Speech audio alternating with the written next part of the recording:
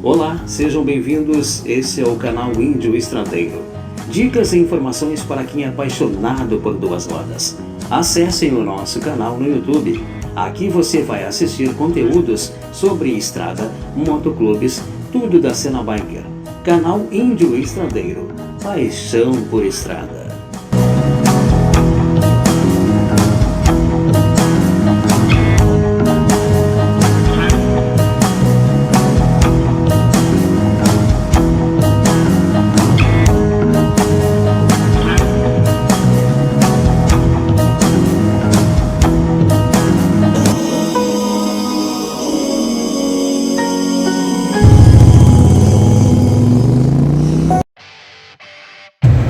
E aí, meus amigos, tudo bem? Me encontro aqui no Rio de Janeiro com o Galo. O Galo é o empresário da empresa House of Pain, né? Uma empresa de tatuagem, piercings e outros paranauê que o pessoal gosta aí. Vou conversar com ele, ele vai falar um pouco dessa empresa, da profissão dele, vai falar um pouco do motociclismo lá dos anos 80, anos 90, a opinião dele sobre o motociclismo. O Renato, o Galo, é um grande motociclista que ajudou a construir essa cena no Brasil. Vamos curtir aqui um papo com ele, com essa lenda, posso dizer assim, esse grande homem que construiu e ajudou a construir a nossa história. Grande Galo, como é que tá, meu irmão? Me diz uma coisa, como é que tu começou no motociclismo? Vamos começar primeiro, como é que pegou essa paixão do motociclismo para nós chegar na tua empresa depois? Bom, bom dia aí, ou boa tarde, não sei a todos. Isso é uma coisa antiga, né? Porque isso vem dos final dos anos 60, dos anos 70, não que eu andasse. Mas nós somos carioca, né? E a gente tinha naquele tempo negócio de pedra e tudo. Então isso começou vendo outras pessoas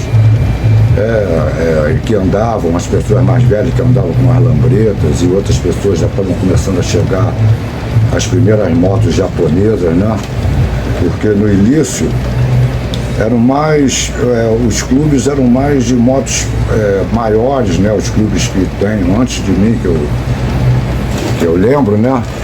As pessoas, eu não me lembro muito bem de clube, mas as pessoas que andavam, tinha um pessoal que andava nas motos maiores, e quando começou a expansão japonesa, que eles começaram com as motinhas menores. Então, quer dizer, resumindo, eu era um fã, gostava do Alto da Boa Vista, ia ali para a Curva do Calombo, ver eles passarem, isso é uma coisa antiga no Rio, quem passou esse tempo sabe. A gente ia ver os pegas que chamavam, né? E muito antes de eu me tornar um motociclista, eu já tinha umas pessoas que eu admirava, entendeu? Que andavam de moto, né? Na verdade, era uma coisa cara andar de moto naquele tempo, né? E eu não tinha muito esse poder aquisitivo, então comecei sendo fã como qualquer um, né? Via eles correrem, né? Ali no alto tinha, depois como era o Luiz Papai, o Rogerinho, entendeu? Eles andavam ali de dia e noite, botando pega, e também na sexta-feira, quando a gente ia, entendeu? Toda uma coisa assim, meio folclórica daquele tempo, né? E a gente, foi aí que nasceu a minha paixão por motocicleta, né? Tanto que caramba, se eu tive um carro na vida, foi muito. Eu nunca tive carro, eu adoro motocicleta e ando de moto sempre desde então. Então foi assim que como ele perguntou, que nasceu a minha paixão por moto. Eram outras pessoas que andavam em lugares que eram comuns, onde testava a sua velocidade, né, a sua perícia. Naquele tempo também precisava ter uma certa habilidade para andar de moto, né? Não é como hoje em dia. Você tinha que ser um pouco mecânico também, porque não eram muitas pessoas que mexiam. E como eu disse, era cara essa manutenção, né? Isso foi pelos anos 70, 70 e tal, 72, 73, né? Por aí. E qual foi a tua primeira moto, Galo? Bom, depois disso, muito tempo depois, já perto dos anos, lá por 78 e tudo, eu comprei uma R5 velha. Comprei uma R5 velha batida, aí consertei a frente e tudo. E tive muito problema de eletricidade, essas coisas. Mas foi legal. Tu era o Legal. típico... Foi a minha primeira moto, foi essa moto. Tu era o foi tipo- uma R5 350.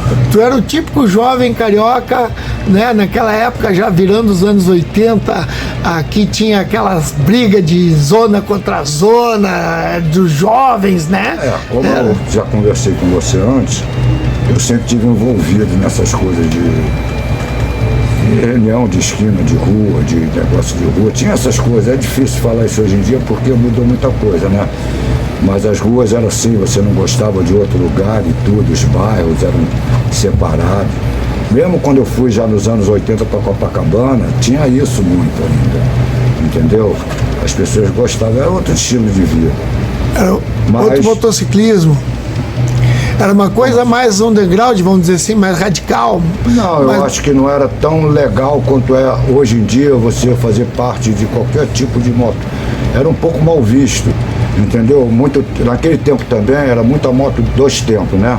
Então o que acontece? A gente fedia óleo, entendeu? Tava sempre com as mãos sujas, porque eram motos mais difíceis. Não é difícil, elas eram complicadas, bicho. Precisava Entendeu? de Como uma eu digo atenção assim. maior, né? Mesmo a origem né, de onde eu fui na minha escola, a maioria das pessoas não eram pessoas de poder aquisitivo alto, né? As pessoas faziam muitas coisas pelas suas mãos, né? Assim como eu comecei com R5, né? Depois fui evoluindo, mas assim. Ô Galo, e como é que começou o House of Pine? Que ano surgiu? Não, mas isso já foi muito mais para cá. Foi já nos anos 2000, né? A loja de tatuagem foi uma coisa que caiu assim no meu colo, mais ou menos, né? Na verdade, essa empresa foi fundada na Suécia e ela é fundada por pessoas que fazem parte do meu clube. Não é uma coisa do clube, absolutamente.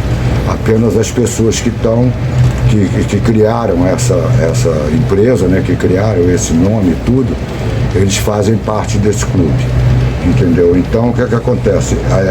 Quando começou a expandir aqui mais, nos anos 2000, a tatuagem começou a crescer, né? Tudo por causa também da internet, da informação, que começou a ter essa parte do computador, tudo.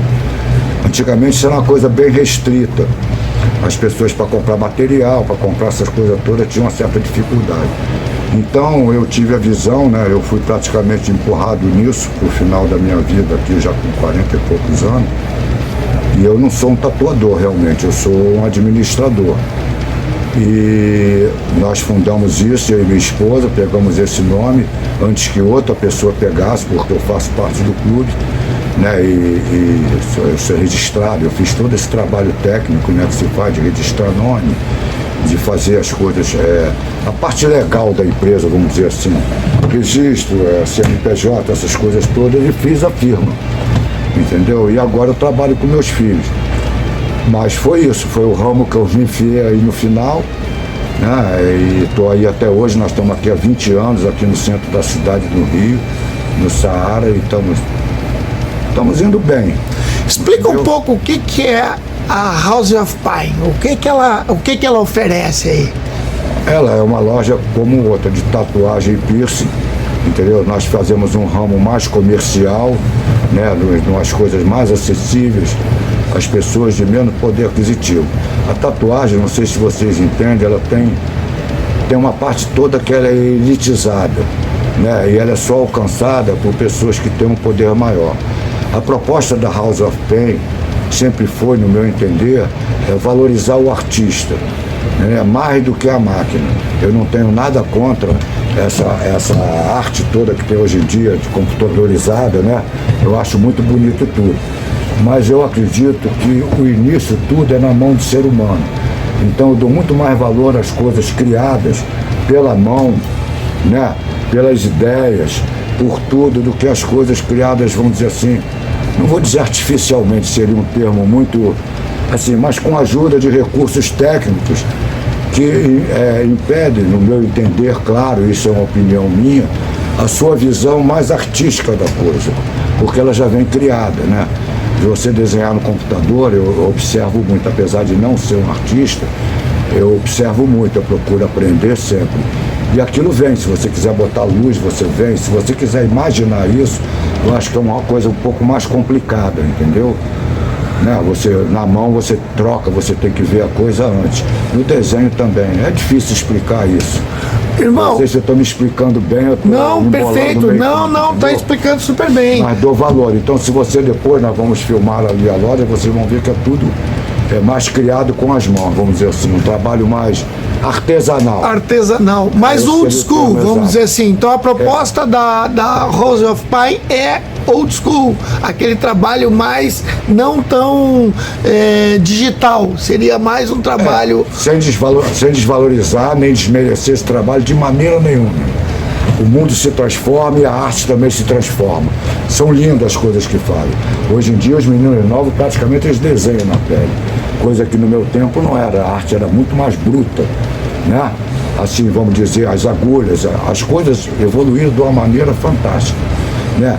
Mas eu queria que as pessoas tivessem uma visão, e essa é a minha proposta, assim, a sala de procedimento é uma coisa altamente moderna, claro, com toda a asepsia, toda a limpeza que o mundo moderno existe.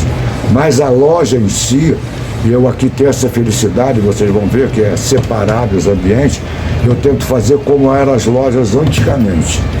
Vintage. Entendeu? É uma coisa antiga, dando valor a muito trabalho assinado pessoalmente para a minha loja, não para a minha pessoa, mas para a House of Pain, né?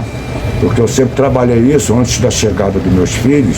Nós trabalhamos muito mais a loja, eu e minha esposa, a Alessandra, né? Nós trabalhamos muito mais a loja do que, vamos dizer assim, o artista, né? O mundo da tatuagem é individual, você vai ver Pedro Tatu, né? Jack Tatu, é sempre associado a um nome. E nós procuramos fazer isso como a loja. Entendeu? Você trabalhando aqui, qualquer pessoa que trabalha aqui é capaz de fazer aquele trabalho que nós nos propomos dentro da House of Pain aqui. E dentro da House of Pain, existe tatuador que trabalha com realismo ou tem alguma tendência? Sim, o que acontece? Nós oferecemos aqui mais o trabalho que eu digo assim, né? Meu filho, o mais velho, Juliano, né? O mais velho não, um dos meus filhos, o Juliano, ele é um artista que tem uma coisa mais ampla, né? O Carlos Renato, que é outro meu filho, ele é já mais letra, coisas mais simétricas, vamos dizer assim, entendeu? Então eu acho que cada um no seu negócio. Se você precisar de uma coisa que eu não seja capaz de fazer, né, vamos dizer assim, eu certamente chamarei alguém a seu gosto que possa fazer isso, ou lhe indicarei a pessoa mais capacitada para esse serviço. Uma das nossas, vamos dizer assim, esse é um termo, nossos alicerces, vamos falar assim, é exatamente o bom atendimento, coisa que eu acho que perdeu muito hoje em dia. O mundo da tatuagem também é muito assim narcisista, vamos dizer assim, na minha visão. Isso não é errado, mas é questão de cada pessoa tratar. Então aqui é o atendimento e nós, eu posso lhe garantir isso, nunca vamos induzir você a fazer uma coisa que não fique bom para você, que não seja do seu gosto. Aqui sempre, se você tiver em dúvida, eu vou optar por você não fazer, pensar novamente. Isso que eu acho que é importante, que você está brincando com a pele de uma pessoa.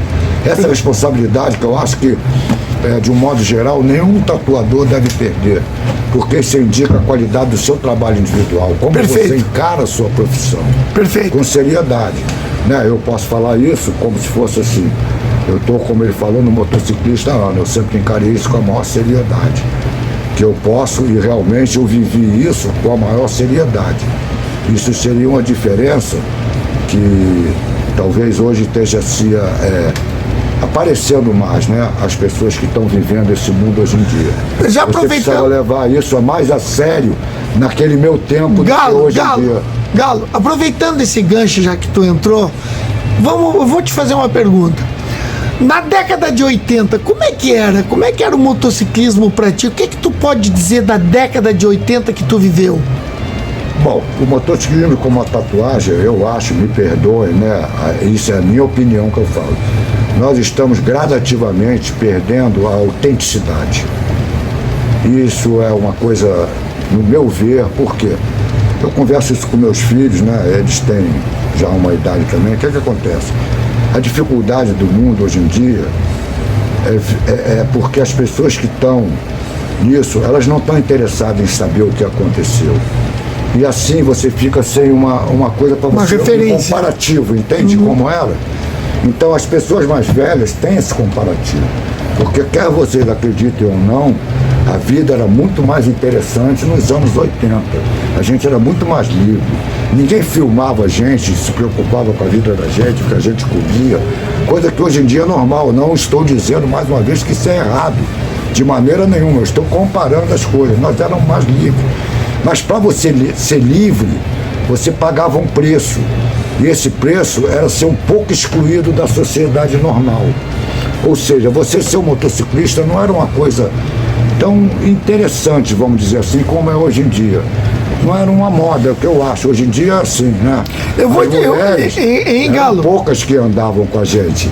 eu vou te fazer era uma coisa que, entendeu? Não era eu vou te fazer uma pergunta por décadas.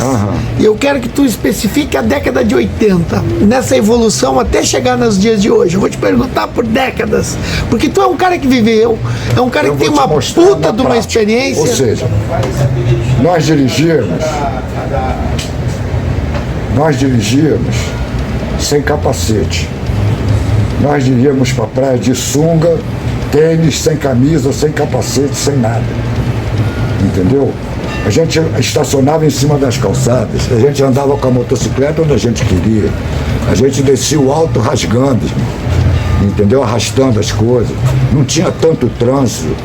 Isso é uma coisa prática. Hoje em dia é impossível você fazer isso. Então a vida era mais aventura.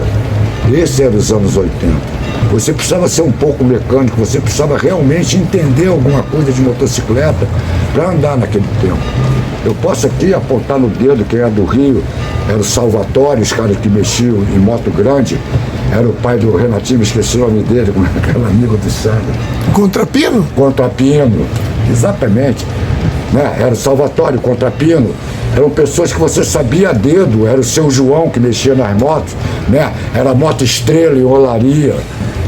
Eram poucos pontos que as pessoas, por ter poucas peças, a importação era difícil, a gente se encontrava, isso fazia a gente tornar amigo.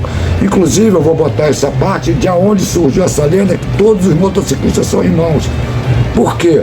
Né? Como eu conversei com você, naqueles idos, se você furasse um pneu, você tinha que tirar a sua própria roda. Entendeu? As pessoas, os borracheiros não mexiam em motocicleta. Isso obrigava você a ter uma habilidade. Né? Muitos eles te davam as espátulas para você fazer o serviço. E você sujava a mão, era uma coisa que machucava a mão, era uma coisa que dificultava. Os pneus japoneses, irmão, duro pra caceta. Entendeu? Os bagulhos bons, é que eu digo, até os materiais, bicho, hoje em dia não são da qualidade que nem fazia. As coisas foram feitas para durar.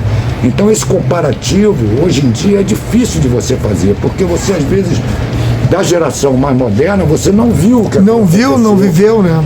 Entendeu? Essa realidade. Então é difícil comparar. Isso é o que eu falo, é uma opinião minha. Não é uma crítica de maneira nenhuma, não é condenando nada disso. Sim. É uma coisa que tu viveu e tu sabe, é por isso que eu estou te perguntando. O mundo é da juventude, irmão. Sim, como tu já foi jovem. O mundo é da juventude. Eu acredito nisso fielmente. Os velhos que têm que se adaptar às pessoas novas. Mas as pessoas novas também deviam respeitar esse passado que as pessoas têm. Porque se hoje vocês estão recebendo isso, não vou dizer de mão beijada, porque seria um exagero, mas se vocês estão recebendo esse mundo todo aberto, de moto, já aceito dentro da sociedade, lembre-se que muitos lutaram por isso. Muitos lutaram, foram condenados, perderam coisas para ter essa liberdade que hoje tem. Mas ninguém é herói por causa disso. Entendeu? Canso de falar isso. Você não é herói nenhum, você só estava lá naquele momento e teve que viver aquilo. E os anos 90, o Galo? Os anos 90 já foram uma coisa mais... foram modernos. Os anos 90 já tinham celular, a comunicação melhorou. Né? Naqueles anos 80, qualquer coisa era telefone. Né? Quando a gente viajava, a gente tinha que ir domingo né? Porque a gente já estava no mundo. Né? Desde 84, quando nós fomos aceitos, né? A gente viajava o mundo. Né? E é isso aí, o que acontece? A tua comunicação era difícil, isso aí fazia uma coisa mais pessoal, né? E esse tem um comparativo, até chegar ao mundo de hoje, em que você entra num lugar, ou você vai num lugar público, ninguém fala com ninguém que está com o telefone na mão, irmão. Entende? Eu vejo absurdo de você ligar de uma mesa para outra pelo telefone, ninguém levanta. No meu tempo você levantava e ia a pessoa. Então são diferentes, entendeu?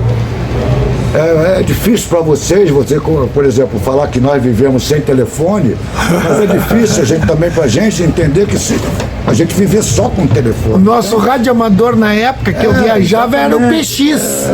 Era o famoso telefone sem fio. O fofoqueiro. Era o PX. O fofoqueiro não atingia o rádio amador. Quanto hoje em dia, né? Porque hoje em dia ele atinge gente pra caramba. Então, é isso, essa comunicação. Os anos 90 já foi uma coisa mais moderna, né? Nós mesmos já passamos a andar com as motos bem maiores, né?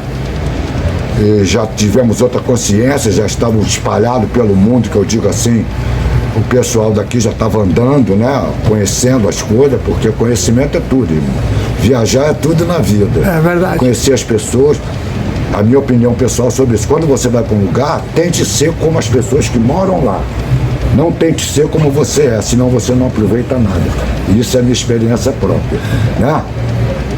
Sei lá, você vai lá, você vai comer, se você vai para a beira da praia, você deve comer peixe, porque certamente é o que eles fazem de melhor, né? É porque a mente da gente é uma coisa doida, né? Mas essa foi a diferença dos anos 90. E os anos 2000 para ti, como foi, Galo? Os anos 2000, meu irmão, me pegou já com quase 50 anos, né? Então as coisas já foram, nos anos 80 eu não tinha filho, não tinha família. Né? Era uma vida mais louca, mais radical. 90, meus filhos já vieram, entendeu? Eu já tinha outras responsabilidades e no ano 2000 isso consolidou. Né? Então eu, pela própria coisa assim, porque eu acredito que como motociclista e como que eu vivi, eu acho que a liderança é sempre das pessoas mais novas capazes. Eu acredito na meritocracia, não acredito na política. Eu acredito que a pessoa pode subir independente da sua classe ou da sua cor, ou como vocês queiram chamar, porque no meu tempo também era diferente isso, né? Eu sou uma pessoa que eu divido entre safados e honestos. Não interessa a cor, a voz que fala, nada, a língua, nada. A experiência da vida, quem anda, é sabendo que tem safado em tudo que é lugar do mundo e tem honesto em tudo que é lugar. Então essa eu acho que foi a melhor composição que eu fiz para mim, pessoal. Então isso faz você conviver com muita pessoa, entendeu? E essa é a condição essencial para você poder passar às vezes, poder que você pensa que tem na mão. Porque você não é, você está sendo. Entendeu? Você pode ser um presidente de clube, um tesoureiro, qualquer coisa que você ache que é muito, mas o fato é que você está sendo, irmão. Mais cedo ou mais tarde, ou você vai cansar, ou você vai ficar velho, ou você vai morrer, ou alguém vai tomar o seu lugar, e você tem que estar preparado para isso. Você levar isso ao extremo, que eu digo, a idade que eu já estou, por exemplo, eu acho que faz mal à minha saúde. Entendeu? Então hoje eu falo aqui, Nego Rio, é como se fosse você se fila um conselho de ancião. Porque na verdade a nossa teoria, né, que eu falo assim, o projeto original, a gente é meio índio. Entendeu? Eu acho que a liderança das pessoas é mais capaz e mais forte, porque a gente não é um guerreiro, todo mundo se acha um guerreiro da justiça, essas coisas todas, acha cada um a sua justiça, claro, o que é certo para você, mas você se acha isso, então você tem que se preservar forte, se preservar isso e saber aceitar, não é o final que você vai ter um carreira, tempo. Que o teu tempo para aquela função acabou e que você vai exercer outra. E as pessoas que estão recebendo aquilo, sabendo que você está saindo dali porque você também quer, porque você não quer exercer isso. Na verdade é uma questão de compreensão, mas a vaidade humana muitas vezes impede isso. Porque eu nunca entendi essa necessidade de você chefiar ou ter gente atrás de você. Eu acho que cuidar de você mesmo já é muito difícil, pelo menos para mim. Como eu digo, isso é sempre a minha opinião. Entendeu? Então é assim que eu penso, com respeito a isso, né? Então do ano 2000 para cá, como você fez, isso foi saindo um pouco de mim. Essa responsabilidade que eu assumi durante 30 anos, entendeu? De levar aquele mundo também nas costas, que eu fazia parte de levar aquele peso e começar a dividir esse peso com as pessoas que estão entrando. Eu acho isso justo. E o motociclismo em geral, nos anos 2000? Irmão, o que acontece com qualquer clube, com qualquer um, está acontecendo no modo geral com todos os clubes no mundo. No mundo. Minha opinião geral. E as pessoas, infelizmente, estão dando mais valor às coisas do que realmente o que faz um agrupamento ser bom, que são as pessoas. Certo? Né? Isso eu posso explicar a vocês como a minha origem militar. Às vezes se respeita mais um sargento do que um oficial, porque ele é um cara que está no campo de batalha com você. Ele demonstrou o valor dele ao seu lado como você demonstra o seu. Isso se chama meritocracia. E você, se for uma pessoa justa, e vamos dizer honesta consigo, você vai aceitar essa liderança porque você vai achar que você é mais capaz. Que ele é mais capaz, desculpe. E ele aceita a sua liderança se ele achar que você é mais capaz. Então é uma coisa lógica. Não tem força nisso. É o que acontece, está acontecendo de uma maneira geral no motociclismo. Eu vejo, sem nada contra, novamente, pessoas que chegaram já numa idade avançada, entendeu? E querem parecer jovens. O problema não é elas entrarem no clube. O problema é elas entrarem no clube sabendo, às vezes, que elas não têm história. Elas não fizeram, elas vão fazer daqui para frente, vão ser importantes também. Mas a partir deste momento, não querendo abafar ou criar coisas que não fez, meu. Cada um teve seu tempo. Perfeito. Eles vão ter o tempo deles, entendeu? Isso que eu acho. Aí eu tô vendo muitas pessoas como eu nessa cidade que estão sentindo, que estão ficando assim, o que nós estávamos rindo aí, chamando de ostracismo, né? Eu, graças a Deus, irmão, graças à minha cabeça que eu tenho terapia ocupacional. Eu tenho outras coisas para fazer também, entendeu? Muitas coisas são número 1 na minha vida. Eu tenho outras responsabilidades, então eu procuro o que fazer. E isso é uma coisa que eu acho para qualquer pessoa que pensa assim, que esteja achando que está sendo esquecida. Ninguém é esquecido, irmão. Arruma teu canto, entendeu? Faz o teu trabalho, que ainda tem muito trabalho para fazer, né? Renato, e a década passada? Como é que tu enxergou a década passada? Como agora, de 2010 agora para 20? 2010 para 20. Não, mas aí naturalmente, né, não foi um afastamento, mas com essa, nem perda de função, vamos dizer assim, mas com esse próprio, essa própria desnecessidade, estou inventando um termo, né, falta de necessidade da minha presença física e constante dentro do sistema que a gente faz, né, eu passei a me dedicar mais à loja, entendeu? Passei a me dedicar mais à loja. Eu cumpro meus compromissos formais, né? Assim, cumpro aquilo que eu sei que eu tenho, mas pela própria idade que eu já estou, né? Porque eu sou mais que um sexagenário, né? Eu, como todo, e acho que isso é uma coisa também bonita, como reconhecimento, talvez, por tudo que eu tenha feito, eu não sou exigido fisicamente, nem financeiramente, vamos dizer assim, de uma maneira que me aperte muito, entendeu? Perante aquilo que eu me propus, ou seja, perante as coisas que eu prometi e ainda levo a sério até hoje. E o motociclismo em geral, como é que tu viu a cena da década passada? Nós estamos piorando. Eu acho que está virando um grande comércio, assim como a tatuagem. As convenções, como os motoclubes, não estão valorizando muitas pessoas. Desculpem se eu estou ofendendo alguém, mas não estou ofendendo, isso é uma visão geral. Eu concordo contigo. Eles estão, praticamente vendendo. Hoje em dia, né?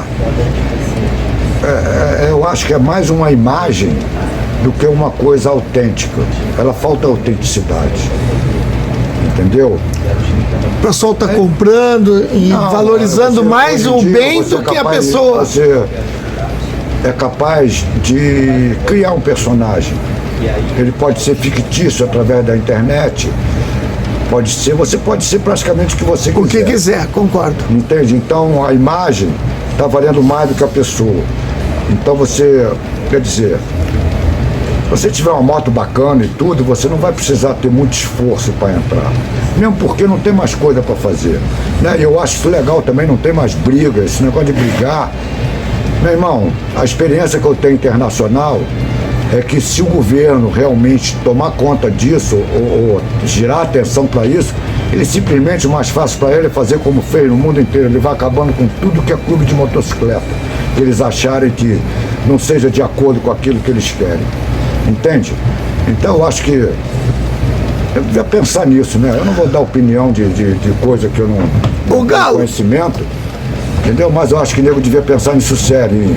Deixa eu te fazer uma pergunta, Galo. Eu mais ou menos coloco o motociclismo aqui no Brasil da seguinte forma. Tu que viveu isso, vamos ver se tu concorda comigo. Nos anos 70 iniciou, nos anos 80 se juntou, nos anos 90 aprendeu, nos anos 2000 expandiu. Na década passada foi a década dos poser, aqueles que querem ser o que não são, pegando o vácuo daqueles que construíram a história lá atrás. E essa década está começando a década das vaidades, do estrelismo, da pomposidade. Concorda comigo? Eu acho que isso é uma coisa mundial, hein? Entendeu? Porque eu acho que é a evolução do ser humano, bicho. Como é que é?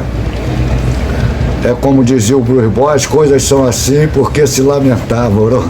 Porque não tem como, irmão. É a tendência da maioria, entendeu? Vai ser assim, entendeu? Isso, no caso, que eu posso lhe falar, eu não tenho opinião definida, porque, sinceramente, eu acho uma besteira pensar muito a respeito disso, principalmente na minha idade, que tenho mais, não tanto tempo mais assim, né, meu irmão? Porque de qualquer maneira eu já passei da metade, né? Ninguém vai viver até 100 anos, eu não acredito muito nisso, né? Então, não é um problema meu, e eu acho que você, depois de uma certa idade, você esquenta a cabeça com coisa que não tem muito a ver com você. Agora, isso causa uma coisa ruim, que seria um certo retraimento social. Entendeu? No meu caso, não dá vontade de você sair, não dá vontade de você ir muito, porque as conversas são diferentes, entendeu? Os objetivos são diferentes, as propostas são diferentes, e elas muitas vezes não são interessantes para as pessoas que pensam um pouco como eu. Eu não estou recriminando, como eu já falei mais de 10 vezes, né? Mas é aquele negócio, você não é obrigado a fazer uma coisa que você não gosta. Eu entendo o que tu quer dizer. Por exemplo, assim, eu vou te dar um exemplo assim. Tu que foi um cara que honrou sempre muito o teu colete, né? E ajudou a construir a história. Hoje é meio complicado tu ver tanto nômade aí nos coletes dos caras, sem mesmo entender o real significado de um nômade. Que é tu, por exemplo, dentro da tua história, uma coisa que tu conquistou por meritocracia, correto? Não, como é que é? Outro dia, até eu conversando com os amigos que são também, não são da minha geração, mas eles são do ano 90. Eles estão mais próximos, entendeu o que eu digo assim? Eles, porque erroneamente foi criada uma ideia que, né, eu estou falando isso de uma maneira geral, que o nômade é um lugar para aposentar as pessoas. Exatamente. Isso é uma ideia errônea. Eu aprendi, e eu sou nômade, né? O nômade, ao contrário, muito ao contrário disso, o nômade é uma proposta de trabalho. De conhecimento. Pessoas experientes, como é que eu vou dizer? Sei lá, você quer abrir um clube em um determinado lugar, onde você tem pessoas que se interessam pelo que você quer fazer, mas não tem experiência necessária para começar o trabalho que você sabe que tem que ser feito. Então o que é que você vai fazer? Você vai abrir um clube nômade lá. Esses nômades são feitos por pessoas que já são, vamos dizer assim, como vocês dizem, escudados no seu clube. E a proposta deles não é aposentadoria de maneira nenhuma. A proposta deles é arrumar o número suficiente de membros daquele local para fazer um clube naquele local. Ou seja, vou dar um exemplo tosco, né? Se você for para Macaé, você vai chegar lá como nômade. Quando você tiver 6 pessoas de lá ou das redondezas que tenham responsabilidade para realizar o seu trabalho que você acha que eles têm, você simplesmente vai fazer o clube de Macaé com a sua bandeira. E o nômade vai para qualquer lugar que você acha que seja. Para o quê? Para você abrir mais campo de trabalho. Essa é a teoria que eu aprendi. Quer dizer, a minha proposta, vamos dizer assim, né? O projeto original que eu aprendi. Né? Foi o que nós fizemos como nômades em São Paulo, de uma certa maneira. Né? E é isso. Erroneamente, eu não sei em que ponto aí desses anos e tudo, porque, né, aquele negócio, eu não leio muita coisa, não tenho muito interesse, tal, a quantidade de informação e muitas coisas que, a meu ver, não sei se é certo ou errado, que eu não estou aqui para julgar ninguém, mas que não são do meu agrado, que eu leio. Então é aquilo, irmão, eu sou antigo, que o olho não vê, o coração não sente. Então tá tranquilão. Me diz mas uma... é isso, é exatamente isso que eu estava falando, que eu acho, entendeu? Galo, me fala uma coisa, se eu quiser vir aqui na House of Pine, colocar um piercing, fazer uma tatuagem old, ou fazer uma tatuagem, ou vir conhecer, onde é que fica localizado? Bom, nós estamos aqui, como vocês podem ver, vou aqui passar para ele. Nós estamos aqui na Rua da Alfândega, na Rua Senhor do Espaço 261, no centro do Rio de Janeiro. Você pode procurar pelo nome, entendeu? Porque isso tem Instagram e tudo. Como eu lhe disse, E o celular? eu cuido de outra parte. E o celular? Isso aí, quem cuida tudo é meus filhos da parte artística, todos eles que cuidam. E o contato do telefone? Rapaz, eu vou ter que ler. Vocês podem... Tem o site, né, que é essa coisa antiga, mas é House of Pen RJ. Tá, Instagram. só uma procurar coisa no dessa. Instagram ou no... Depois eu vou mandar uma fotinha do cartão. Tá, eu coloco ali. Galo, me diz uma outra coisa. Como é que tu já falou, mas agora eu quero uma coisa específica. Como é que tu vê a cena atual, desde que atual, do motociclismo, a atual? Nós falamos nas décadas passadas e eu te pergunto a atual. Como é que tu enxerga a cena atual? Tu já falou, mas eu quero que tu fale especificamente. Bom, eu não posso falar de uma maneira assim específica que você está te pedindo, porque eu realmente não estou nessa fase vivendo esse mundo inteiramente, vamos dizer assim, né? Eu tenho viajado, saio, vou aqui, vou ali, mas não tenho ido assim, um contato frequente com outros clubes, que agora são milhares, vamos dizer assim, né? Porque isso é outra coisa que eu não entendo. Eu acho que certas coisas básicas deviam ser respeitadas por pessoas mais novas, ou seja, pelo menos 6 membros, entendeu? Ter uma sede, ter um jeito que a gente possa te visitar, que seja recebido, para você também poder andar e ser recebido. Não é só uma coisa de churrasco de final de semana, não é assim, vamos dizer. Eu vejo clube que tem uma pessoa, 2 pessoas, entendeu? Então eu acho que sem crítica nenhuma, que o nego não entendeu bem a filosofia da coisa. Mas é o jeito que as coisas estão, né? Eu acho que isso não é bom para o motociclismo de uma maneira geral. Mas se essa é a tendência, é aquela coisa. É aquele que eu digo, eu sou, como é que é, liberal. Cada um ganha a direção que acha que é a boa para você. Na verdade, é o livre-arbítrio. Você vai escolher o que é melhor para você. E isso é de acordo com a tua personalidade. Agora, pensa bem, quando a gente escova o dente, se a gente está sendo autêntico, a gente olha na nossa cara, a gente realmente é aquilo que a gente está se propondo a ser. Isso que eu acho. Eu, no meu particular, se eu não for, eu me sinto envergonhado por mim mesmo. Porque eu tenho aquela coisa, como é que é, do revolucionário, a autocrítica. Né? A autocrítica. Eu acho que, né, se você tiver essa coisa, você é capaz de ver onde você pode acertar primeiro, o mundo estaria muito melhor, inclusive o mundo motociclista, inclusive o mundo com todo mundo. Se a gente soubesse ver o que a gente pode melhorar, não tentar melhorar os outros. Então é isso que eu vejo no mundo. Vou terminar assim. Muita gente está sendo que número é qualidade e querem abafar outras pessoas de qualidade, porque não sei por que razão essas pessoas incomodam a ele, né? Mas de uma maneira geral eu poderia dizer assim que as pessoas que pensam hoje em dia, elas são pessoas que incomodam um pouco as pessoas de uma maneira geral. E de todos os lados as pessoas lutam contra isso, ou perseguindo ou sendo perseguido, né? Você não vai deixar que façam isso com você. Isso é uma coisa natural. Então o que eu vejo é isso. Então está crescendo, está bonito, são muitas coisas, mas está me parecendo um perfume paraguaio, com muita beleza exterior, mas sem um pouco de conteúdo. Me desculpe, não quero ofender ninguém e não estou exemplificando, nem dizendo que é esse ou aquele. Eu estou vendo a coisa de uma maneira geral. Inclusive para minhas próprias costas, vamos dizer assim. né, irmão? Mas nada está errado, irmão. A tendência é essa, vamos que vamos. O negócio é manter vivo, não deixar morrer a chama. Isso é mais importante, entendeu? Grande Renato, mais conhecido por Galo. Deixa uma mensagem aí para os jovens aí que estão começando a cena. Deixa uma mensagem aí, porque a tua mensagem é muito importante para essa gurizada que está chegando aí. Bom, né? Eu tenho que rir. Não tem coisa que eu não acho engraçada, que eu digo assim, né? Era que nem meu pai falava, eu mando, ninguém obedece.